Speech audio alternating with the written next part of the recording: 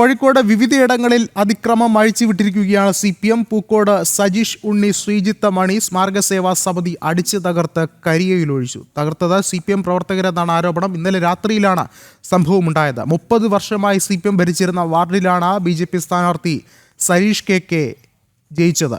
അതിന് പിന്നാലെയാണ് അതിക്രമങ്ങൾ വീണ്ടും ജില്ലയിൽ അഴിച്ചുവിടുന്നത് സാഹചര്യമുണ്ടായ. ദൃശ്യങ്ങളിൽ കാണുന്നത് പോലെ വ്യാപകമായൊരു ആക്രമണം നടന്നിരിക്കുകയാണ്. എന്തായാലും CPMൻ്റെ ഭാഗത്ത് നിന്ന് ഇത്തരം പരാജയ ഭീതിക്ക് പിന്നാലെ പരാജയം കൊണ്ടുണ്ടാകുന്ന ഇത്തരം പ്രവർത്തികൾ വളരെയധികം ഗുരുതരമായ വിഷയങ്ങളിലേക്കാണ് കൊണ്ടുചെന്നെത്തിക്കുന്നത്. എന്തായാലും സംസ്ഥാനത്തെ ക്രമസമാധാന നിലയെപ്പോലും ചോദ്യം ചെയ്യുന്ന അവസ്ഥയിലേക്ക് ഇപ്പോൾ CPM മാറുന്നു എന്നുള്ള സാഹചര്യം തന്നെയാണുള്ളത്. കൂടുതൽ വിവരങ്ങളുമായി രമ്യ ദാസ് ചേരുന്നുണ്ട്. രമ്യ, എന്താണ് ജില്ലയിലെ സാഹചര്യം?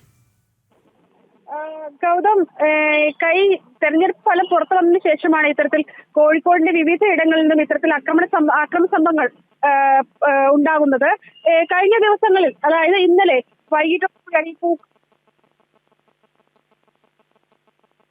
അതുപോലെ തന്നെ അവിടേക്ക് കരിയോയിൽ ഒഴിക്കുന്ന സംഭവം റിപ്പോർട്ട് ചെയ്തത് ഈ CPM പ്രവർത്തകരാണ് ഇത്തരത്തിൽ ഈ ആക്രമണത്തിന് പിന്നിലെന്നാണ് ആരോപണം. ഇന്നലെ രാത്രിയിലായിരുന്നു ഇത്തരത്തിലൊരു സംഭവം ഉണ്ടായത്. ഈ 30 വർഷമായി CPM ഭരിക്കുന്ന വാർഡില് BJP സ്ഥാനാർത്ഥിയായിരുന്ന സരീഷ് KK വിജയിച്ചിരുന്നു. ഇതിന് പിന്നാലെയായിരുന്നു ഇത്തരത്തിലൊരു ആക്രമണം ഉണ്ടായത്.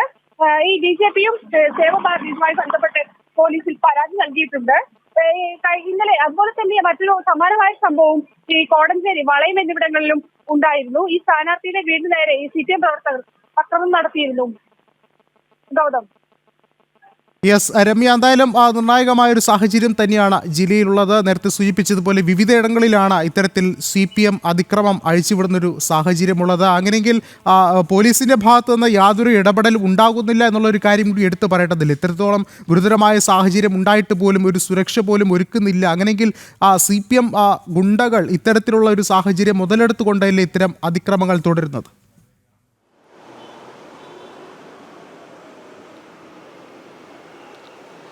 തീർച്ചയായും ഇത്തരത്തിൽ സംഭവങ്ങൾ, അതായത് ഈ തെരഞ്ഞെടുപ്പ് ഫലം പുറത്തു വരുന്ന സമയം തന്നെ ഈ തെരഞ്ഞെടുപ്പ് കേന്ദ്രത്തിന് വെളിയിലും ഇത്തരത്തിൽ സമാനമായ ആക്രമണ സംഭവങ്ങൾ. കാരണം ഇന്നലെ നമ്മൾ കോഴിക്കോട് കോർപ്പറേഷൻ്റെ വോട്ടെണ്ണൽ അറിയാം. അത്തരത്തിൽ വോട്ടെണ്ണൽ തീരുമ്പോൾ ഈ കേന്ദ്രത്തിന് വെളിയിൽ CPMഉം അതുപോലെ തന്നെ BJPയും പ്രവർത്തകരും ഉണ്ടായിരുന്നു. ഇതിനിടയിൽ തന്നെയാണ് ഇന്നലെയും നമ്മളെല്ലാം റിപ്പോർട്ട് ചെയ്തതാണ് ഈ വാർത്ത. CPM പ്രവർത്തകർ അക്രമാസക്തരാകുകയും BJPക്ക് നേരെ പാഞ്ഞെടുക്കുന്ന ചില സംഭവങ്ങളും ഈ കോഴിക്കോട് കോർപ്പറേഷൻ്റെ വോട്ടെണ്ണ കേന്ദ്രത്തിനും പുറത്തുണ്ടായി. എന്നാൽ ഇവിടങ്ങളിലെല്ലാം ഈ പോലീസ് ഉണ്ടായിരുന്നു.